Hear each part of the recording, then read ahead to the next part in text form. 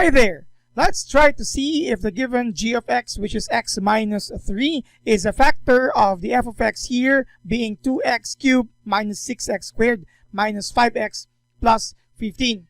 We can do that using the factor theorem. The factor theorem tells us that if the remainder, when the said dividend of f of x be divided by the divisor g of x is 0, then we can say that the binomial expression g of x is a factor of f of x. So we just need to see if the remainder when f of x is divided by g of x is 0.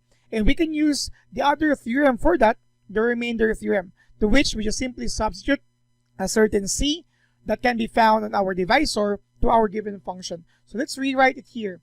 Our function f of x, the entire function, is given as 2x cubed. We have minus 6x squared minus 5x plus 15. We are to see if this g of x being x minus 3 is a factor of g of x. To do that, we are going to use here the remainder theorem to see if the remainder is 0 or not. We are going to use here a certain c following this structure. So obviously our c value here is positive 3 at this follow the as our divisor follows this structure. We are going to use that certain c here. In short, we are going to have f of 3. This would mean we are going to use value of 3 for all x variables, just like this. Minus 6 3 squared minus 5x plus 15. Sorry, we are going to use now 3 for x. Sorry, my bad. Plus 15. So we'll have here this expression 2 times 3 cubed is 27. Then you have minus 6 times 3 squared, which is 9.